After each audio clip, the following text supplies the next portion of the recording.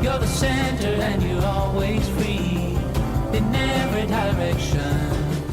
I feel like that's part of what my vibration is I'm supposed to remind people to be playful and to understand that we are all children, no matter how old you are or how important you think you are or anything. It's about play, I think. Hello, lovers. Welcome back to Unbroken Chain. Somehow it's almost the end of July, which feels particularly time warpy in the vortex that is 2020. But here we are. Holy shit. I'm about to disappear off grid for a little bit. I'm going to do a Vision Quest ceremony with Oso, one of my teachers who's been on the podcast a couple times. But before I do that, before I disappear into the woods, I got to record the sweetest hang this afternoon in my kitchen with one of my housemates, Ananda. I'm really excited to be able to share this conversation because I feel extremely lucky to be quarantined with people. I live in a house with artists, musicians mostly, really, and I get to draw along to the music that they make. But we met Ananda this winter out at ceremony at the Onak Church of Inner Light, run by Chris Rushing, who's been on this podcast, and it's also where we met Damien, who's been on before, part of a really, really sweet medicine community here in Birmingham. When the bottom floor of this house opened up several months ago, Ananda and his friend Justin and his dad Dustin were all able to move in. And I mean, I lived in New York for 12 years, and there were many apartments that I lived in where I didn't know people that lived on the same floor as me, who, walked down the same hallway. And that's for many reasons. I mean, I take responsibility primarily. That says a lot about where I was in my life, that I was not trying to connect with people most places that I lived. It's also, a little bit of New York mentality, like to kind of keep your head down and do your own thing. We would be friendly, of course, but I certainly did not feel like I was in community with people in the way that I would consider what is happening in this house now, which is really the first time that I felt in deep relationship with people that I live with, and I'm learning so much from that, and Ananda is a huge part of that. He's extremely intentional in the way that he makes himself available for people. I really adore him. He's really a vessel for medicine. He works really intimately, as you'll hear, with a lot of psychedelic medicines, from peyote to LSD to mushrooms and cannabis. And what I really appreciate is that it's not really about tripping out at all. It's about embodying the love that this world needs so much. And it's been such an honor to witness him in action, and also to be a co-creator in the environment that we're building here in this house, which feels like a family in a lot of ways. And this conversation is just a really sweet exploration about what it means to be alive right now in the world. And yes, it's definitely about how medicine has helped me shape our approach to our lives. But I think so much more than that, it's just about what it means to be human, and what it means to be human in a realm where there is suffering. These are the kind of conversations that I'm having with everyone that I love and care about right now, because as much as there is really terrible, dark, broken stuff happening in the world right now, it feels vital to me, for my mental health, to be talking also about okay, but what are we cultivating? What are we saying yes to? What are we putting out in the world? What are we doing with each other here?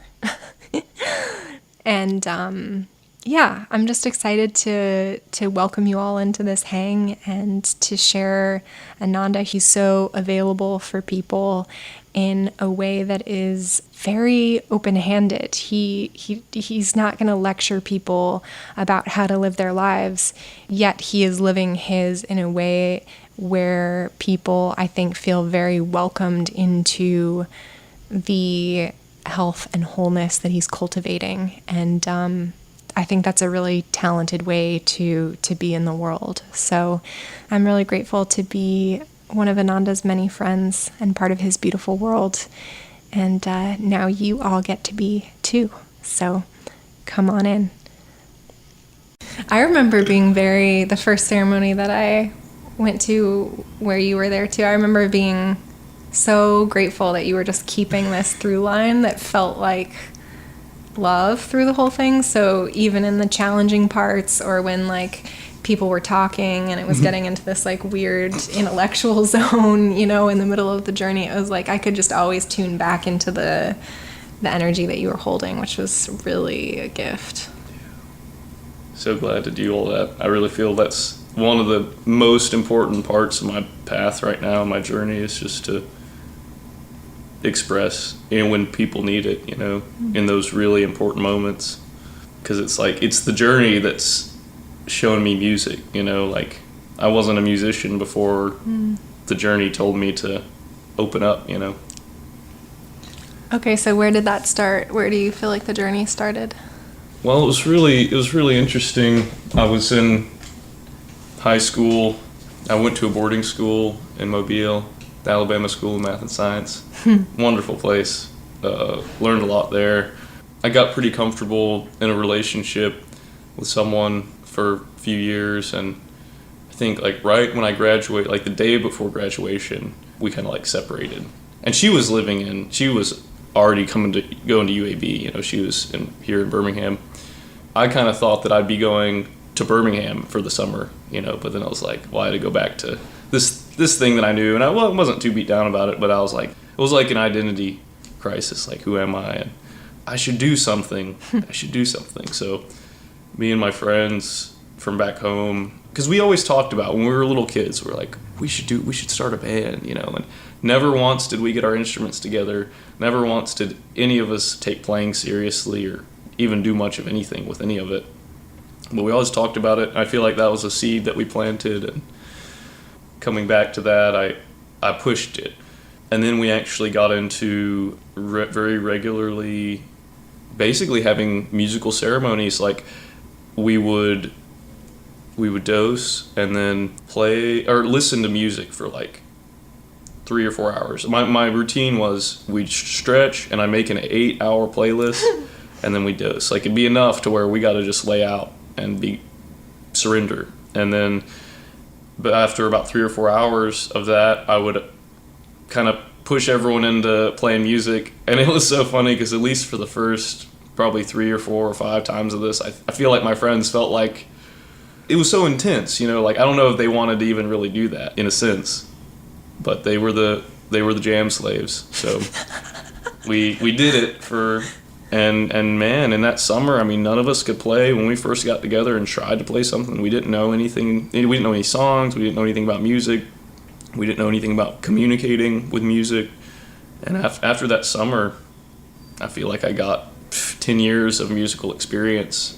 Because that's the thing, it wasn't necessarily that was really fun, and in fact it was kind of hard to do, but I knew that it was connecting us on a higher level, and we just went there and brought something back every time, and that was the start of it, at least. That was before I was even too much in any kind of spiritual mindset, but I just saw the power of it all. And I remember one particular moment, me and my good friend Kyle, we were playing, and we got so into this thing that I came out of my body, and I was just looking down at us and watching myself do all this stuff, and I realized I wasn't even here anymore. You know, I was like, I could see that it was like our minds were like coming together to make love, you know, and beyond that, it's like the total creative energy of the universe, which at every moment is just the moment, was orchestrating this, you know, and I saw it all, and everything made sense. And then it was the most incredible jam, and I remember we finished, and I like flopped back on the couch, and I was having a full body orgasm. This was even recorded, like there was an audio tape, and then you could hear me on the tape saying, "Dude, I feel like God's glove right now," and he just busted out laughing because he knew exactly what I meant. Like, you know, we're just it's like it's coming through us. It's doing us in whatever way, you know. And when you surrender to that, it can really give it to you, you know, whatever, you know, in whatever way. When you're not trying to do it, when you just know. So that was a huge lesson for me and the start of it all. This is a really hard thing to articulate in words, but what do you mean by like surrendering to it or like getting out of the way for it? How do you embody that? That's a good question. It's a similar thing, you know, with meditation, you know, it's like I don't fully know, and I think it's something that I'm eternally working towards, and I think that like because of the experience that we were on and the wave of connection that we were on, I had no choice but to be surrendered and be out of the way. So like I saw in that moment the power of what that can look like if you do that. And like that has got me on this journey of learning how to, or at least striving to communicate musically in all these different situations, or even regardless of music, just communicate and try not to impose my will onto the situation, just like see how I can fit into the situation rather than just being this fixed, rigid thing, like just be open to whatever can happen. So how does medicine work as sort of the magic ingredient in all of this? Well, really, beyond that, it's just a vessel for the intention. And that's really the biggest thing that the medicines have taught me is the power of setting an intention, the power of coming together with people and kind of surrendering to an experience, regardless of medicine or not, you know, like it's intentional journeys that have led me to like, now I pray over my food, you know, now I, you know, before I do something, I try to put out a vibration, you know, to set some kind of intention of why I'm doing whatever I'm doing. And that's been the most, like, intention is the most powerful tool. Just because I was doing that so often, you know, I was definitely doing it for a reason. And it was, I guess, just to play music and have fun, but it really quickly developed into something a lot deeper. And I hope to have good intentions for the world now, you know, and my body and my family and my community. And it's all that led me there, I think. Mm-hmm. But I think a lot of people are really, I think we're really culturally conditioned to be closed off and to be in our own little bubble and like reserved, and on a good dose of medicine, you really have no choice, you know? So that's how I like can get people involved in the whatever the soup of it all, and how I got put in that soup. That's a very special magic that you wield, because I think you have an ability to bring people into like, yeah, just the tender, surrendered parts of themselves, kind of in spite of themselves sometimes. Yeah. And I actually sense that in myself. Like, I'm definitely magnetized to you because I feel like your energy challenges me, because I consider myself like a very open, loose person, but sometimes when I'm around you, it like holds up this mirror to me of all the places that I'm still holding on, and I'm like, holy shit, like I need to be around, this is good, this is stretching me, you know? And I really appreciate that, because it's not like your energy it's not aggressive. Like, you can't demand that somebody surrender, you know? You have to seduce someone to surrender. Yeah, truly. That's the name of the game. Yeah, I think we could all be so much more free and feel righteous because of it, when, you know, you can let go of things. I don't know. And it takes work, you know, like living that. Like, I feel like the main message that I've gotten in life and what I strive to share is that Creator wants you to have a joyful experience. I mean, you know, there's always waves, and there's going to be good times and bad times, but like, it's the shiny diamonds in life that I think the infinite like put us here to experience itself through. And it's something even I realized, I'm going to see if I can go down this train of thought, when I was really tuning into the medicines and playing music, that when I would be in those moments where everyone was surrendered and pure magic was happening, and it was like the universe making love, like we were just watching, that's shown me, at least for my life and my path, it's like well, this is what it's all about, and everything else is just the background music for this. Everything else is just but it's just as important as this, because it's how I cultivate my readiness for this moment. But it's like in those moments is when the spirit really comes out and experiences itself. So when you're talking about all the other moments, you're talking about like when you're eating, when you're showering, when you're walking down the street. Yeah. And I mean, I had a really good, my really good friend Kyle, who we went down this journey together for the first good bit of it. Like, that's when I was starting to tune into healthy habits. And I think just to say, like, he came from a very unhealthy home and very poor eating habits. I mean, on no one, it's just cultural conditioning, but like lots of tobacco, lots of staying up late, and not tending this being. And it was like we could see it together. All the little things you do, you're building the pedestal to really let the spirit shine when that happens. It's not even for you, it's for it. I have a teacher that says life is the ceremony, which I really like. I think it can be easy to compartmentalize or be like, oh, when we get to band practice, then we'll turn on, rather than thinking like what I'm doing right now is I'm in ceremony right now, if I want to be. I'd love, if you're comfortable with it, to hear a little bit about the way that you grew up, because I think sometimes when people hear someone sharing the wisdom like you just shared, it can be easy to think, oh, well, your life must just be so like easy, like how easy for you to say, like, people are suffering out here, what the hell, but I know that from what I do know of how you grew up, I feel like you've really earned this perspective. It's been interesting.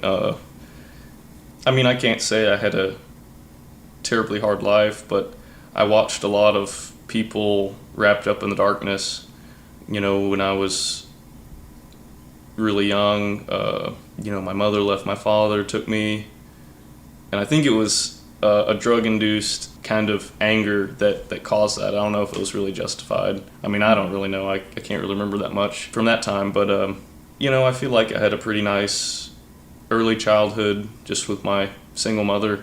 I think she struggled more than I even knew, but she showed me a lot of love, and I feel like that was an important foundation for the love I can have right now. But yeah, like around that time, when I got into music and the journey, I actually moved to a town near Birmingham called Tarrant. Really low-end part of town, a lot of not a lot of attention, and like I remember just looking around like at the degradation of it all, and it's like, how does this even exist? Like, no one cares about the community, and as a result, a lot of times like those people don't care about the community because that energy just resonates. But when I moved to Tarrant, it was actually could have been a sitcom. Lived with my folks, and they had this great idea to they were going to make some money. They were going to go to the Suboxone clinic, which is the new methadone, and they were going to do something with it. But basically they got like hooked on it pretty bad, and they were hooked on other stuff too. It was really like there was a lot of negative energy, drug induced, and I kind of was living in that and through that. That's right around the time I found cannabis too, and I was so blessed for that, because even though there was a lot of badness happening, I could just kind of put in headphones and really just have a beautiful experience, listening to music and just enjoying that. Like, that's, I think, what turned me onto my path, was to see so much hardship in the community, to see that this is just what resonates when you get put in a situation like this. Like, I don't know if anyone's to blame. At a certain point, me and my father started working at a car wash in Tarrant, and it was great. We made $2 a car that we washed, plus tips, which, people don't tip there. I think most of the people who worked there were on and off crack users, and so there was just a lot of just funny energy about, and there was a lot of drama that got created by it, and a lot of people just in immense pain and suffering, but like holding on to their situation in whatever way. And it didn't faze me too terribly much. I didn't get sucked into it. I got to see it, and I really got to feel a full heart for the community and a want to be able to change it and help.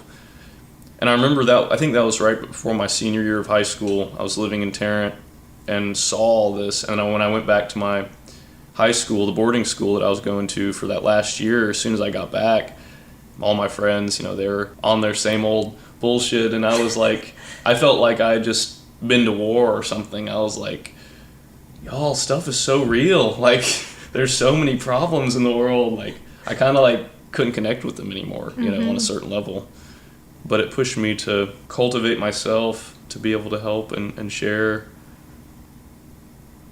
Yeah. What's it like having a parent-child relationship where your parents aren't sort of able to be available? It seems like you have caretaken them for periods.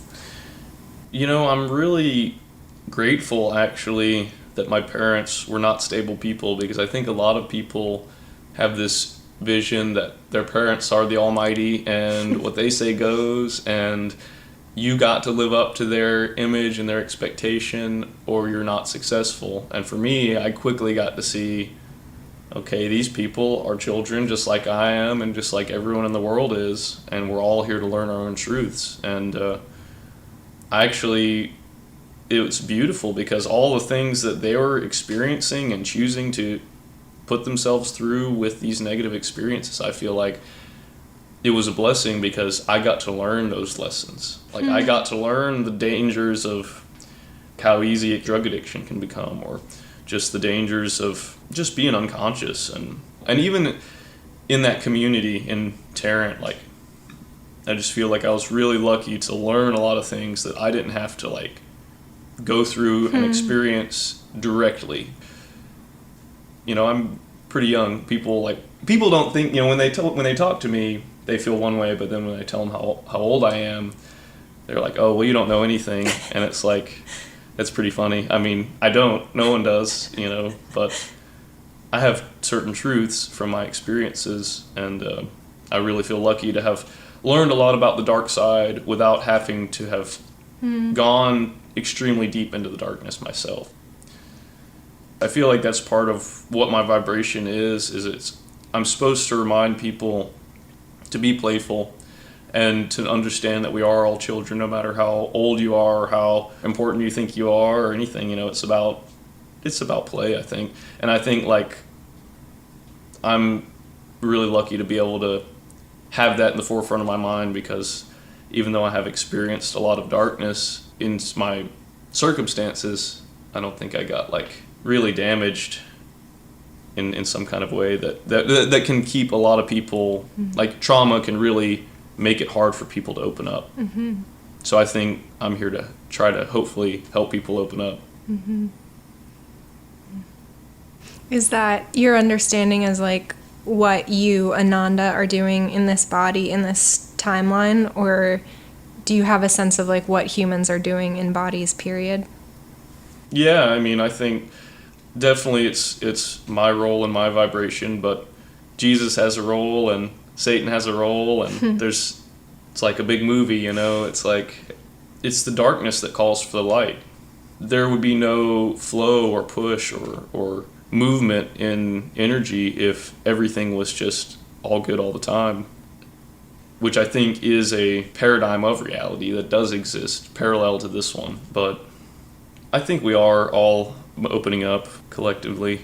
I mean, that's the thing, is we are infinite consciousness having a human experience. We are antennas of infinite energy capable of anything, not even just in this physical realm and in this paradigm of thought that is here that we're experiencing, but anything in the in this multidimensional reality we live in. I think we're so powerful, and I think the way we've been culturally conditioned has built walls in the brain, and the whole thing. We only use 10% of our brain at any given moment. It's just little sparks moving through the brain rather than the whole thing communicating and being lit up. And I mean, that's, I think, the power of the medicines, is they can give you a glimpse of the truth of your being, your true capacity to experience life and to project energy.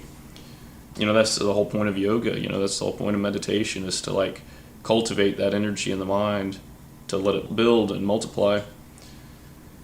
And I think we're so powerful. Like, we're only nodes of this whole creation. So like, that's why this thing's in shambles, is because we're all so disconnected. We're not like coming together to consciously co-create something beautiful. We're all just in our own little bubble, stuck in the past or the future.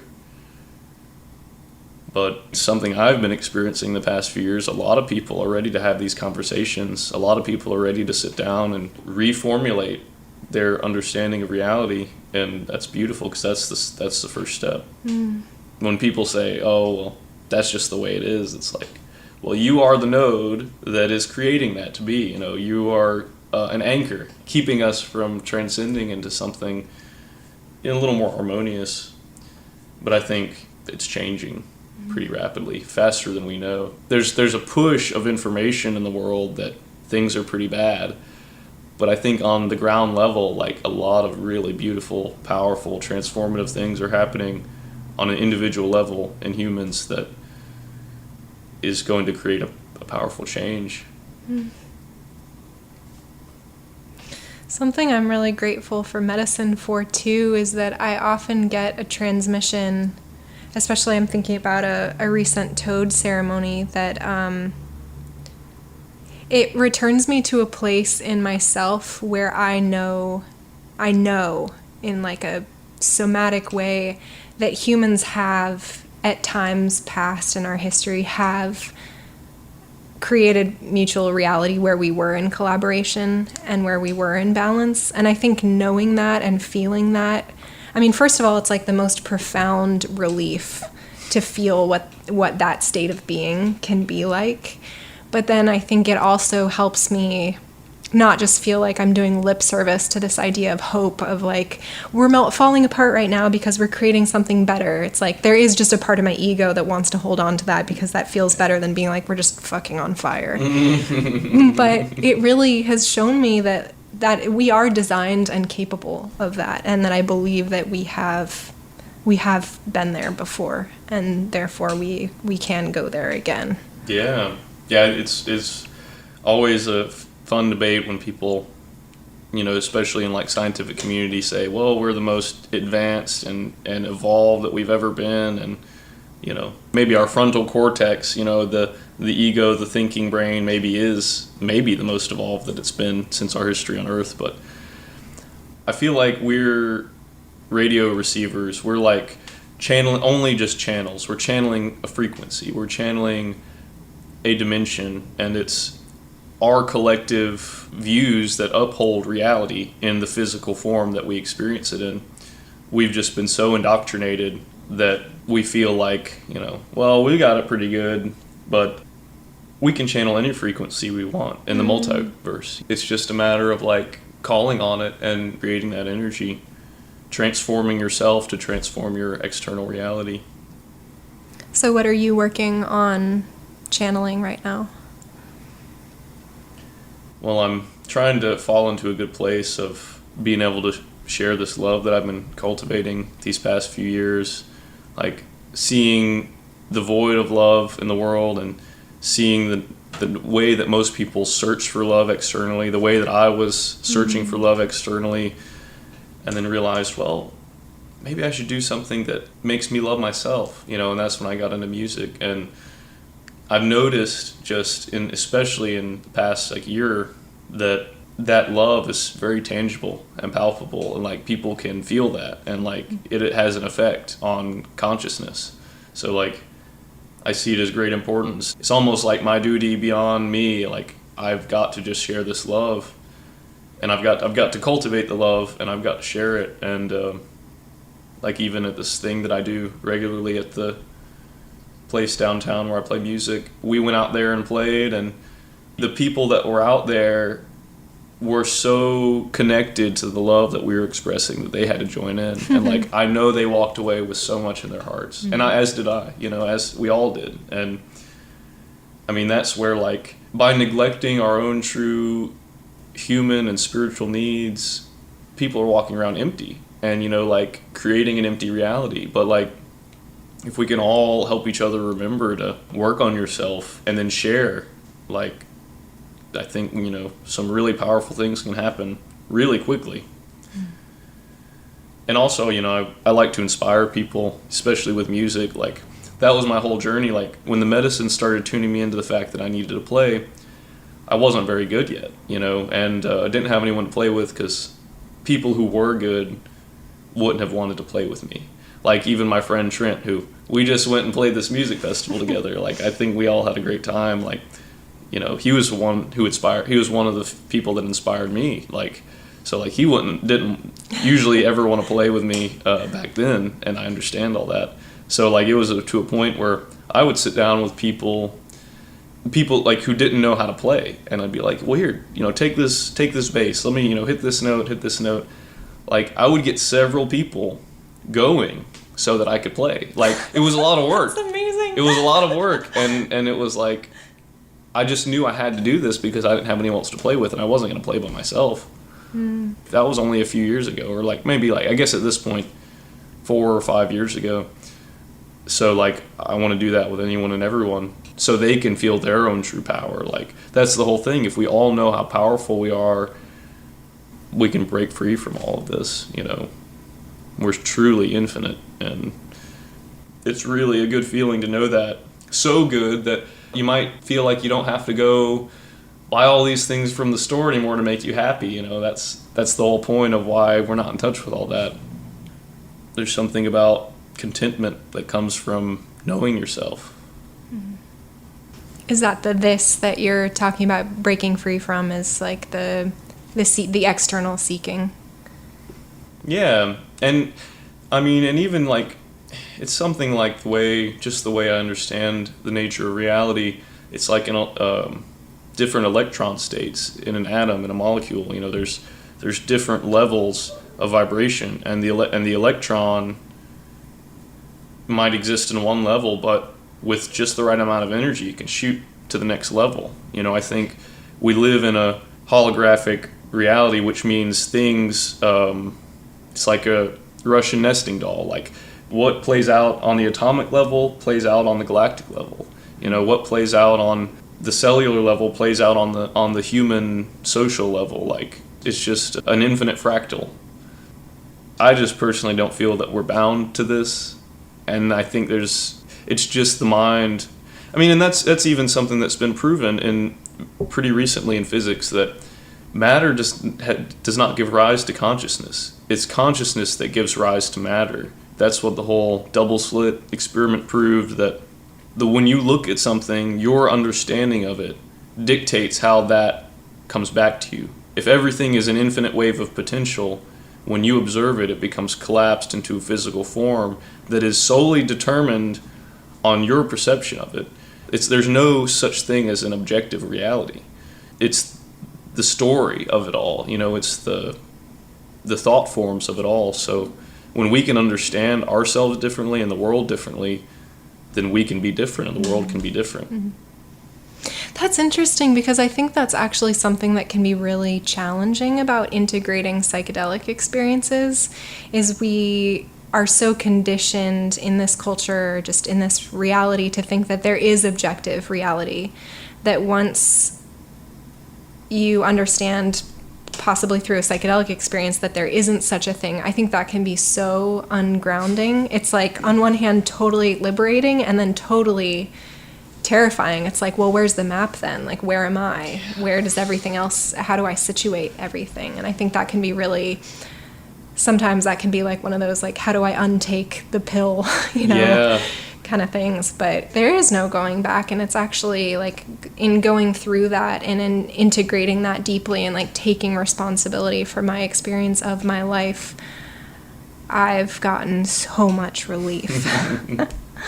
It's the hero's journey. It's like, you've got to go through the darkness. You've got to go through the unsureness. And that's also just where, like, just as our own abilities to generate this energy in ourselves has been kind of culturally conditioned out of us, like, shamanism is gone. I mean, no, it's not gone. It's making a huge emergence again, but it's like, it's not just about the medicines, it's about the ceremony, you know, and like sometimes people can get downloads they're not ready for too, you know. I've definitely seen stuff like that happen, and there's supposed to be a community of people to help you understand these things. And you know, it's not something you should be hiding away doing, and then like when you have these realizations like, oh man, like no one's gonna understand this. You know, I was there for a long time, but I just didn't care that people didn't understand it. I'd still try to figure it all out, talk about it. But that's so important, shamanism, and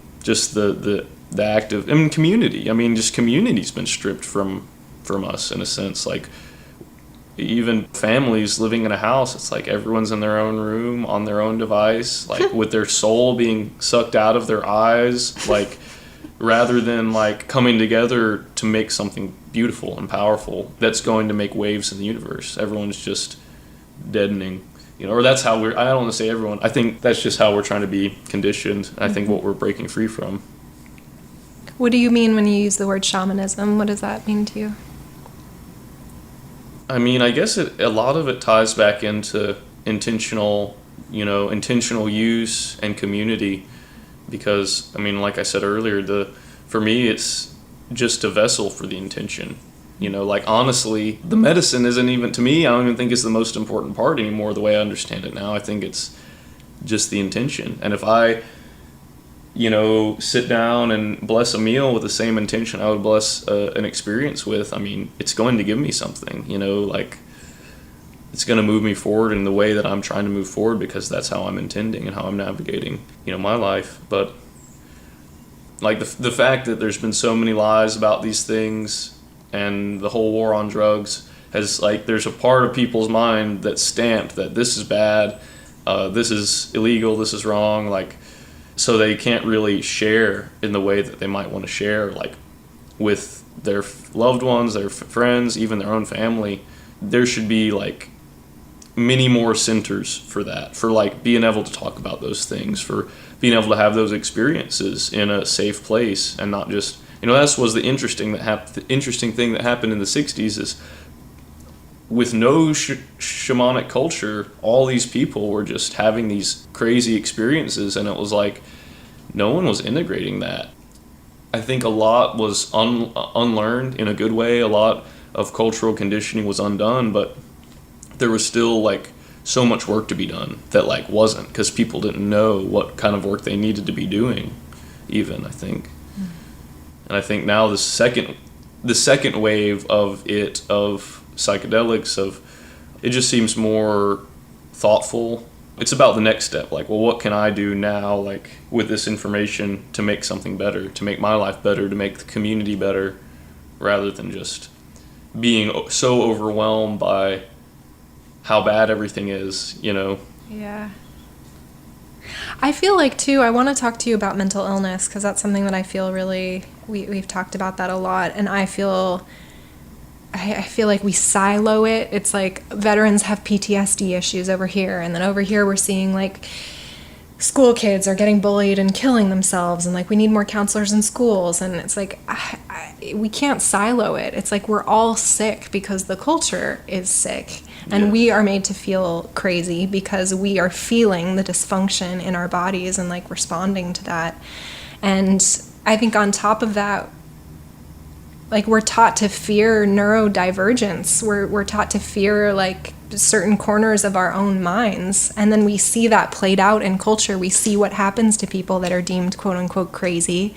You know, they end up on the street corner, or they're institutionalized. And it's like, who wants that? So I think we're taught to fear consciously and unconsciously. We're taught to fear, like, exploring our own consciousness. And without shamanism, you know, in indigenous cultures, like people that we call mentally ill in this culture, like those people are taken to the elders and they're shown how to use those gifts to like serve the community. And there's no equivalent in this culture. Yeah, it's really hard too that we're all supposed to fit into a certain model. So it's like, even if you aren't mentally ill, you can feel like you don't fit in, or you don't, like, you know, we all have our own rates of doing things and of processing things. And I know, like, for me, like, I was always a really slow reader. Like, I took a long time to read. Like, in school, it was like, just felt weird because, like, I just operated on a different level than everyone else. I didn't know if that meant that, you know, I was lacking in any way or something like that. But yeah, I think we all have the capacity to be balanced and to be imbalanced. You know, that was one of the biggest things that changed my life, is right alongside my journey into psychedelics and music was my journey into meditation and mindfulness. I read a book that was pretty much like scientifically talking about the benefits of meditation, because I wasn't into the whole esoteric stuff yet. It was called The Attention Revolution, and it was a guy, you know, PhD student, started learning about meditation and then eventually went to like Tibet and like meditated in the mountains for like months on end. And his claim was any mental illness, quote unquote, is just an imbalance. And you know, if you have ADD, if you have depression, if you have anxiety, it's that you're neurologically imbalanced. And like with mindfulness and meditation, like that is the tool, like that, or one of the tools that you can use to rebalance yourself. So that was a huge like claim and a huge thing for me to read as someone who's diagnosed with ADD and who for years took pharmaceutical stimulants because the doctor told me to. And I do feel that I like damaged my neural pathways with daily amphetamine use, you know, and it's like, I can't believe they get kids to do that, you know, like it's unreal. And then, wait, how old were you when that started? Maybe like 16 or 17. Wow. But I mean, kids get on way younger. But I mean, I feel like I've healed myself from that. And it was actually, funny enough, it was me beginning to use cannabis daily that was like, hey, you need to stop taking that stuff. Like, and it almost felt like the focus that I got from the pharmaceuticals, it seemed like the cannabis like interfered with it. And I just felt like, well, maybe I should just do cannabis instead. And Da-ding. yeah, and that was a beautiful part of my journey. But that like got me so onto this train of like, yeah, I care very strongly about mental health. I really want to help people like be able to find their balance, because anyone and everyone, no matter where you are, like we all have the capacity to be imbalanced or balanced. You know, I mean, it takes work. And that's, I think, what I've been doing the past like 3 or 4 years of my life, just like really trying to put in the work to create myself to be a functional channel of spirit, you know, like to be open. But it's hard. I mean, there's not a lot of, there's such misconceptions, I think, culturally about work, you know, because people are so indoctrinated that, well, you got to go to work 9 to 5, you got to, you know, and that's important. But it's like, well, who are you working for? Who are you giving your time and energy to? Because if you're not giving it to the infinite or yourself, or, you know, both, then you're not free. I don't know. Yeah, it's like, well, you're not even yourself. Or I feel like we all have our own role in this thing. We all have our own vibration to like come together. And when people get so drained from conventional work, it's just like they don't see an importance in putting work in themselves. And it's like, it's your spiritual duty. This is not your body. This is a temple for divine energy. So like you need to treat it as such.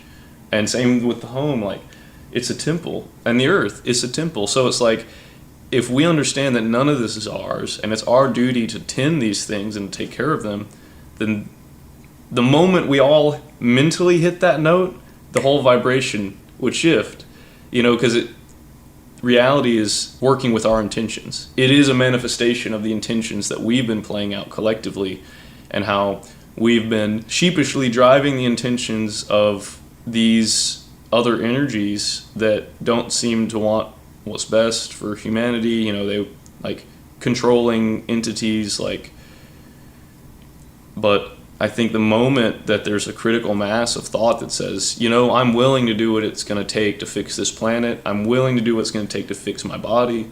I'm willing to do what it's going to take to, you know, keep things in order, that like it will change. It can shift just like that, is what I feel. But, you know, that's going to take people, you know, it's like we got to get to a level of balance so we can see it like that. So how do you understand these entities that want our labor and life force?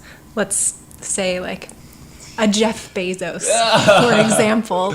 Because I think I've come to a place where I'm just like, damn, I am so grateful I'm not in Jeff Bezos's consciousness. Like, that seems like a person that is not well, you know? Like, I am really grateful that I'm not riding that ride this time.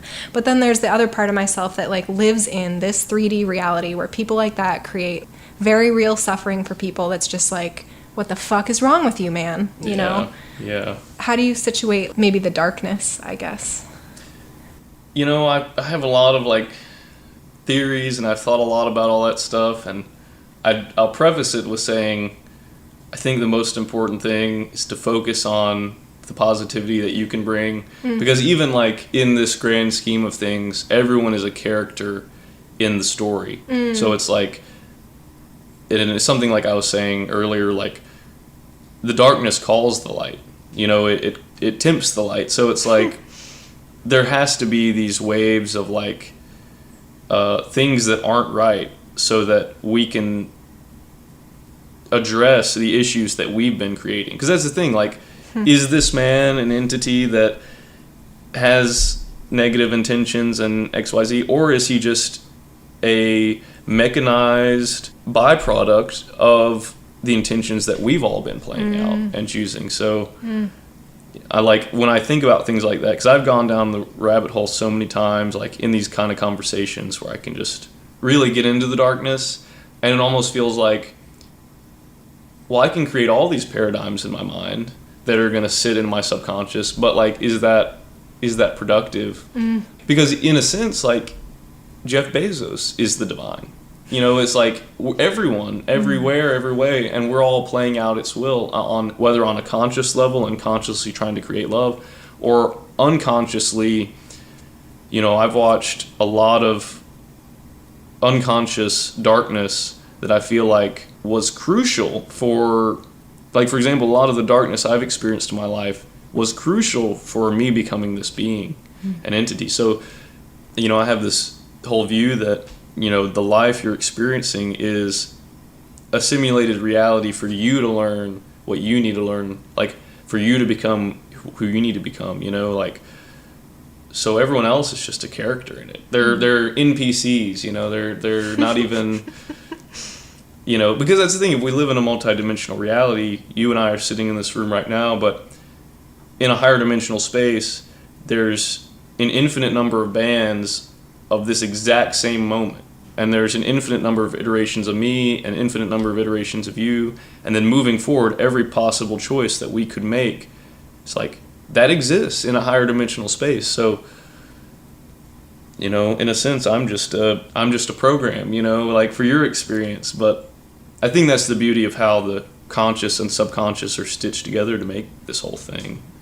The old yogis, you know, talk about coming into this time where we're moving forward through this age of darkness, and it's not even darkness. I mean, I just say chaos. It's like, if things exist in perfect order, balance, harmony, abundance, health, there's got to be another side to that, and that's chaos, confusion, pain, suffering.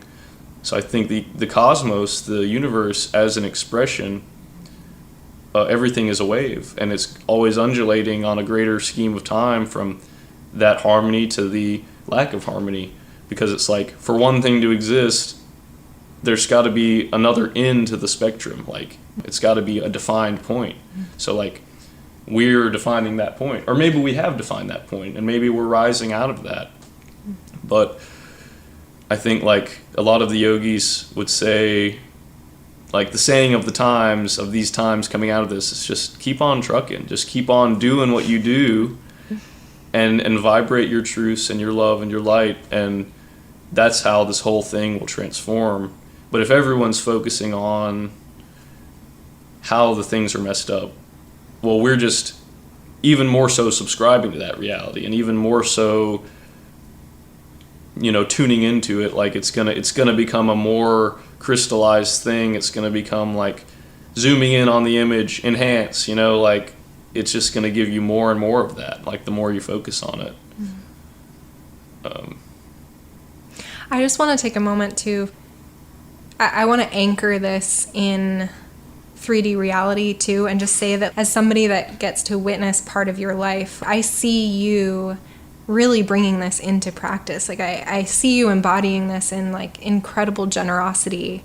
The number of people that move through this house and your life, like you share everything that you have with people in such a profound way that what you're talking about is not just a place that we can live within ourselves, but it translates to like the way that we create community, and that's really profound. So I just want to be so clear to people that are listening that like this is a practice that can be embodied, these ideas.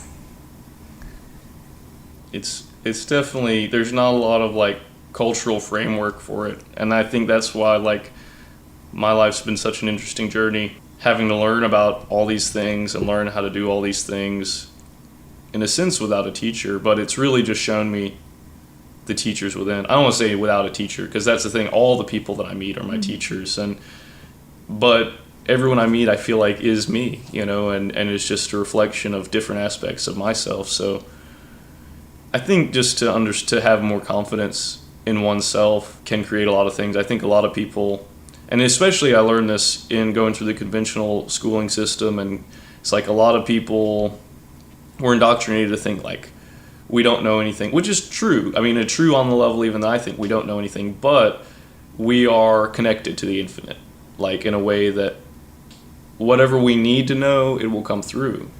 But we're not taught how to listen to that or trust that. Absolutely. Right. And I think, too, people get in the mindset of, they get out of the mindset of that they need to learn. They feel like they go through it and it's like, okay, well, now this is me, this is what I do. But I think when you understand that every moment is a manifestation of a lesson that you need to learn, like you can get so much from every moment. I mean, every moment is just dripping with infinite energy that can multiply your life, that can like amplify, your being and add to your experience. But you got to be ready for that lesson. You got to be like seeking the lesson, like asking for it. And a lot of people don't do that, unfortunately. I don't know. I mean, I don't know. I think maybe a lot of people do that. I don't know. Do you ever get tired or overwhelmed or just like, universe, I can't handle a lesson right now, I just want to turn off? I don't know. I feel like the way that I've come to be is like me and the universe just dance. We just make love. And, sometimes I need some reminders. But I feel like I'm really lucky and blessed to have been able to build my life in this way over the past few years that I feel like there's enough of a framework that like I'm not going too far off the rails usually at any point. I mean, I might hit the bumper and need to come back, but yeah, and I don't always know what the lessons are, like sometimes it's just, sometimes I get left with more questions than answers, but that drives me too in whatever way. How important do you feel it is to regularly check in with medicine? Yeah, I mean, so much so. I mean, the thing is, before the medicines, I was a program. I was like programmed by culture, by parents, by family, and I had not a single original thought in my head. And I didn't know that either. But I realized that everything I thought, or if you asked me any question about anything, it was an echo of something I had heard before. So I had no sustenance to my being. I was just a list of arbitrary data that I didn't really have any close relationship with. So when I started doing the medicines, and I mean, I did them regularly, like weekly, at least for that first summer, I did them like weekly. So it was like, I feel like that helped me dump out everything out of my brain that was not mine and help me like formulate my own understanding of everything to the point of I was just able to rewrite my own perception and then have a true connection with the way I understood things, because it was my thought. It was not something that had just a wall that was built in my mind. It was something that I built and I could really feel something for.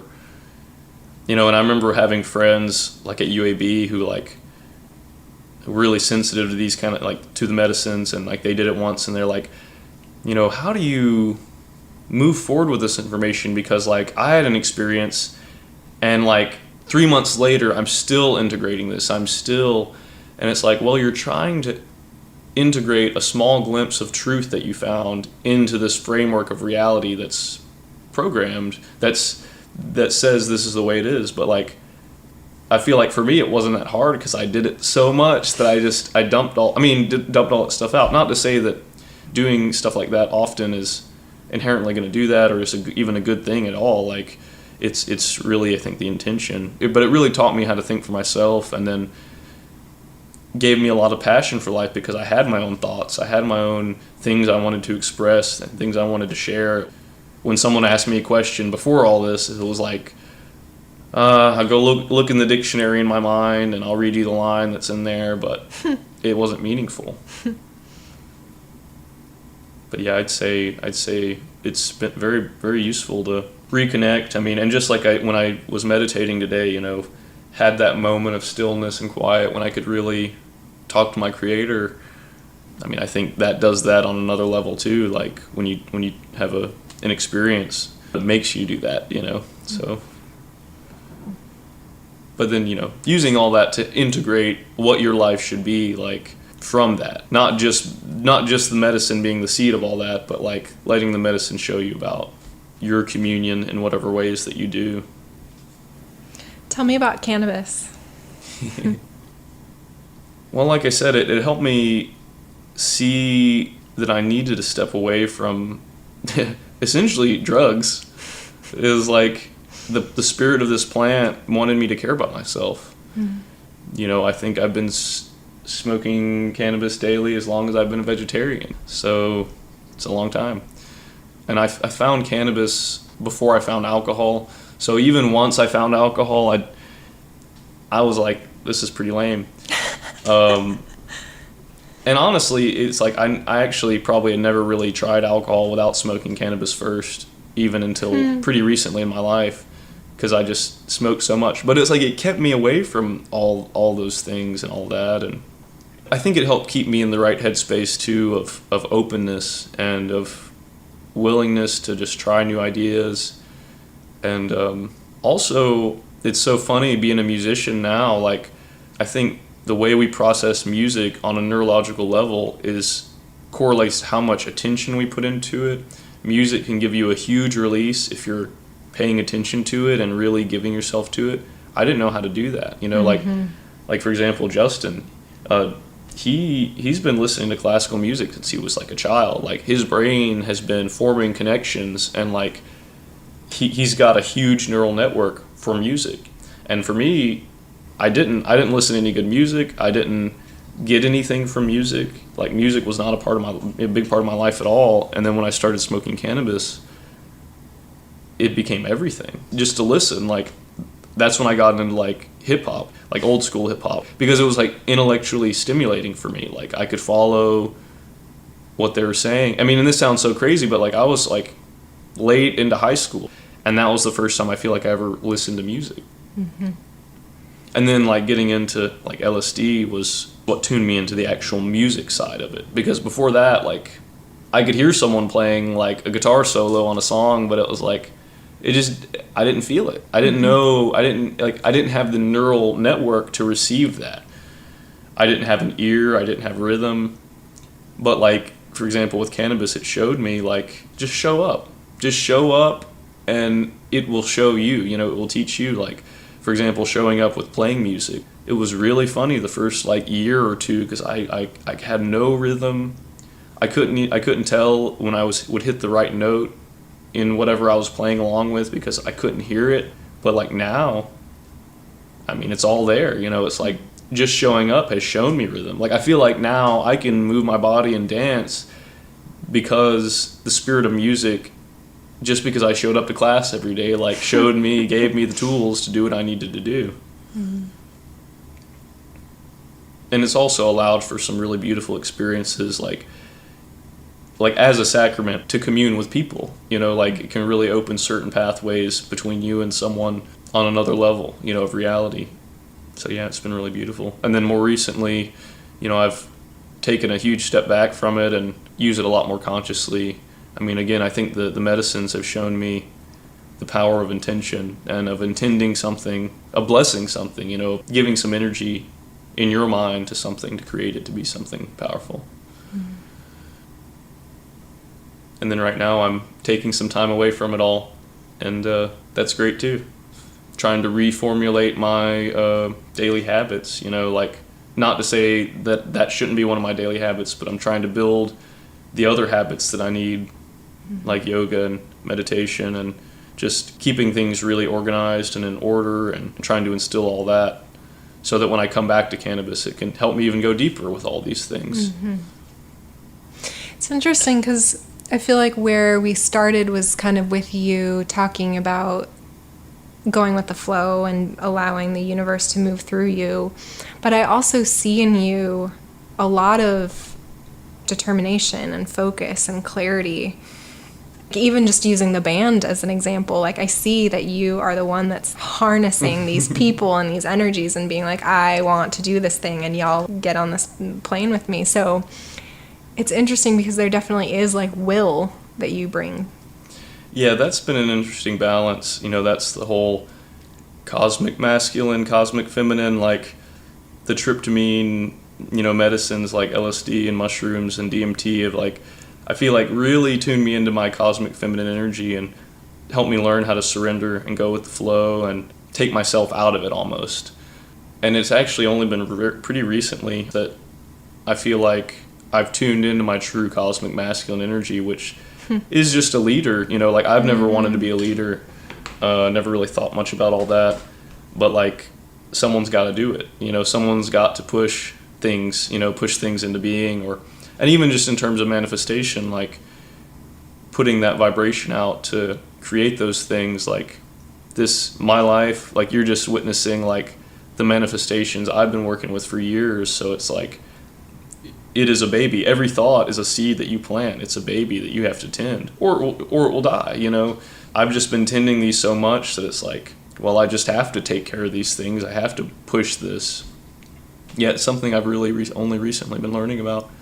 And just as a side note, I feel like peyote has really helped me with that. Like, help tune me into my own masculine energy of, we got to do this. Now is the time, like, because I see that a lot. There's, a lot of people that can be just all right with whatever happens. And I'm okay with whatever. Well, like, you're not driving the ship at that point. I mean, just to say that was kind of an experience I had at the last place I lived, me and Justin and our one other really great friend and awesome bandmate and very talented musician. He lived with us, and I think he had two paths that he could have gone down in his mind. And he had a girlfriend and a really nice, comfortable situation there. And, like one path was kind of the family path and just the doing whatever, kind of. And the other was, well, we could do something really powerful with music. And, whenever I talk to him about it, he's like, well, I'm here to go with the flow. I'm down with whatever happens. And like, just to say, with that mentality, he fell off. He's not really in this thing anymore because it's like, well, your subconscious is going to create your reality if you don't.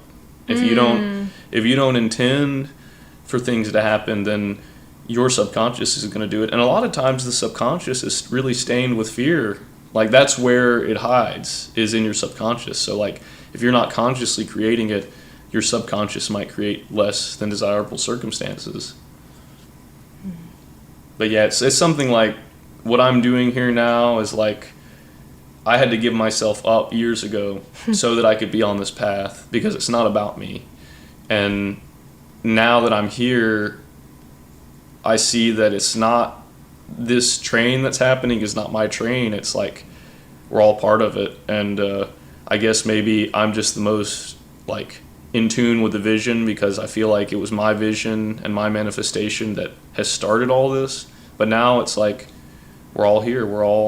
It's equally everyone's. And I guess just since I see it, I have to remind people sometimes. Yeah, I never thought of myself as a leader really until more recently. And I think we all are leaders of our own lives. And yeah.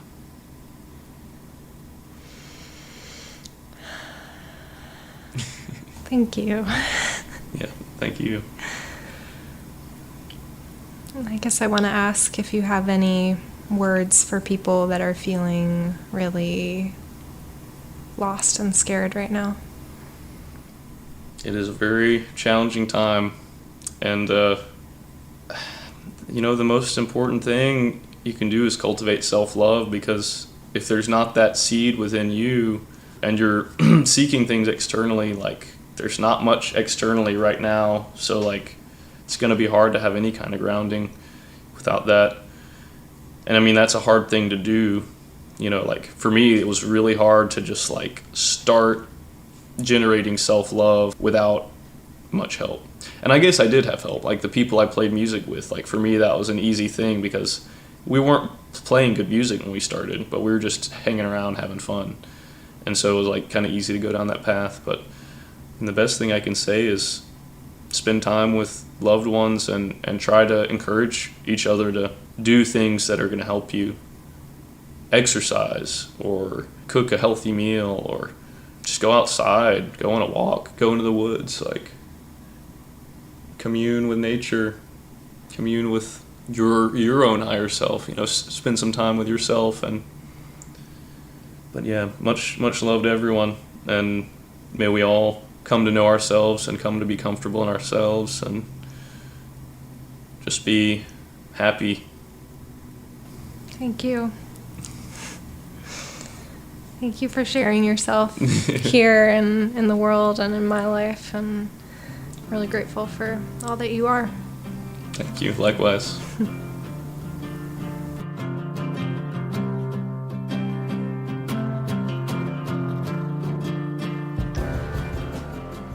I love you all so very much. Thank you for being here. You can find Ananda on Facebook. I am not on Facebook, but I am on Instagram, which I like to think is better for my mental health, but that's definitely debatable these days. So needless to say, I'm really looking forward to being off-grid for a while here, and so excited to find you on the other side. Thank you for taking such good care of your hearts and your loved ones. I will see you beautiful people out there. I'll be communing with you.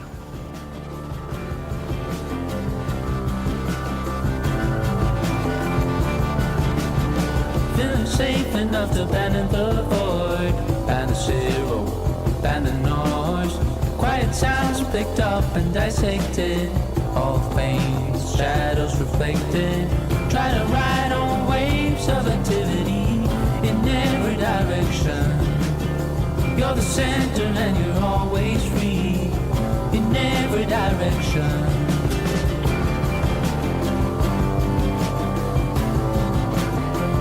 In every direction. In every direction.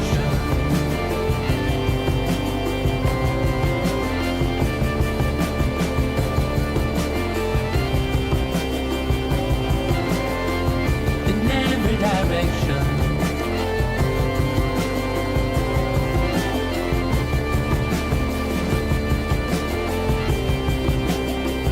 In every direction. Still protecting the magic feather, holding tight to a supporting crush. Writing scripts on worn out leather, still waiting on a divine touch. Try to ride on waves of activity in every direction. You're the center and you're always free in every direction. You're the center and you're always free in every direction.